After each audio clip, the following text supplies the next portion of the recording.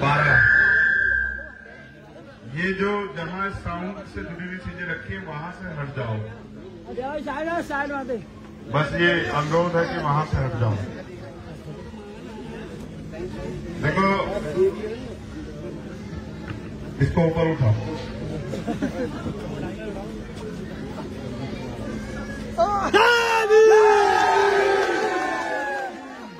ये रंजीत है, आपका अपना बच्चा, आपका अपना बेटा, आपका अपना भाई।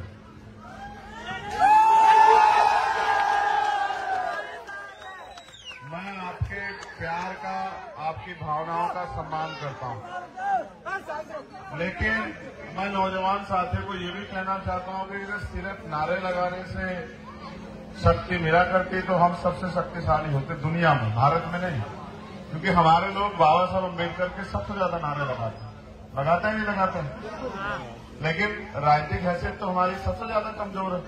तो इसका मतलब खाली नारे लगाने से शक्ति नहीं मिलेगी। अब मेरी बात पे आप गौर करो। मैं अपने महापुरुषों को नमन करता हूँ।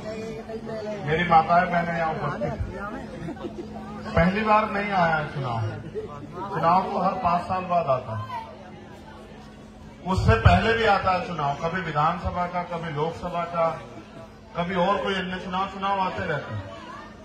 लेकिन चुनाव इसलिए आते हैं कि जनता के हाथ में शक्ति आती है कि जनता तय करे कि वो अपने क्षेत्र का नुमाइंदा, नेता कैसा चाहते हैं।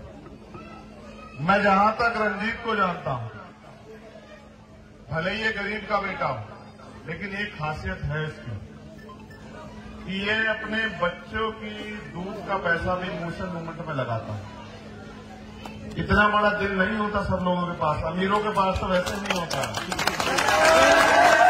इतनी बड़ी हिम्मत भी कोई गरीब ही जुटा सकता है कि वो अपने हिस्से का, अपने बच्चों के हिस्से का भी अपने महापुरुषों के नाम कर दे, क्योंकि वो अपने महापुरुषों के संघर्ष को समझता है। याद करो, ये आगरा की धरती है।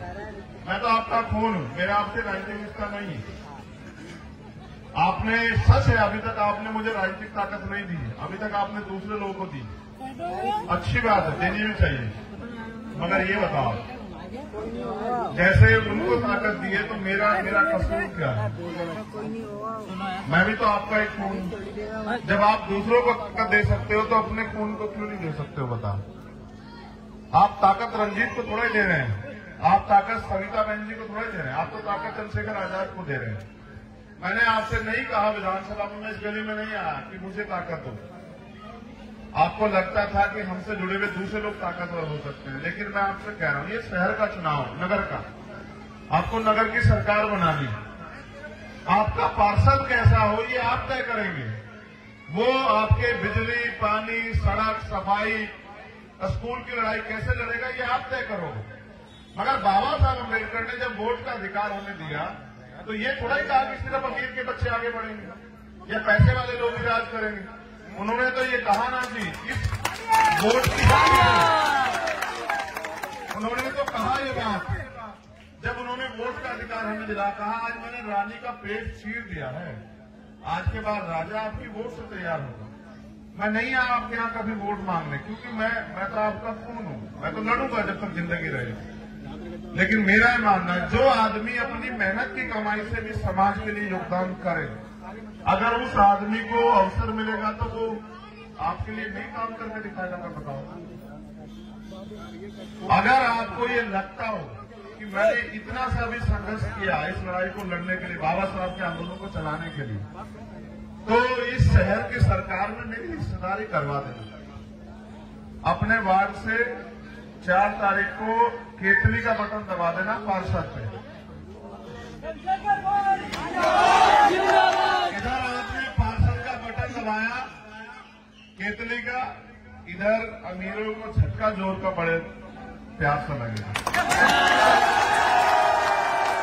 उनको लगता है कि गरीब कीड़े मकोड़े हैं और ये इनको रोजी रोटी सम्मान मिले ना मिले कोई फर्क नहीं पड़ता। मगर मेरा ऐसा मानना है कि बाबा साहब ने संविधान को लागू कराने के साथ ये सपना देखा था कि इस देश में व्यापक सामाजिक, आर्थिक राजनीतिक गैर बराबरी खत्म हो जाएगी। आज तक भी नहीं खत्म हो पाई, इसलिए वो गैर बराबरी खत्म हो, उनका अधूरा सपना पूरा हो तो उनके बच्चों को कुछ ना कुछ कुर्बानी देनी पड़ेगी। तो मैं यहाँ बहन सविता सिंह जी के लिए और अपने छोटे भाई के लिए मैं आपसे मदद मांगने के लिए आया, गरीब के बेटे के लिए, कि उसकी मदद कराना।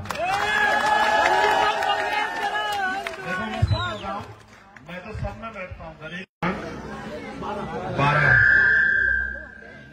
ये जो जहाँ साउंड से जुड़ी हुई चीजें रखी है वहां से हट जाओ।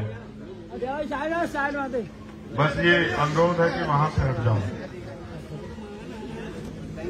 देखो इसको ऊपर उठाओ।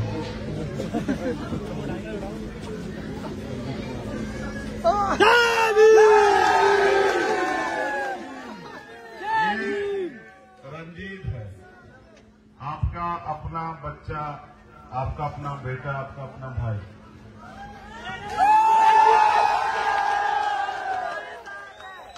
मैं आपके प्यार का, आपकी भावनाओं का सम्मान करता हूं, लेकिन मैं नौजवान साथियों को ये भी कहना चाहता हूं कि अगर सिर्फ नारे लगाने से शक्ति मिला करती तो हम सबसे शक्तिशाली होते दुनिया में, भारत में नहीं।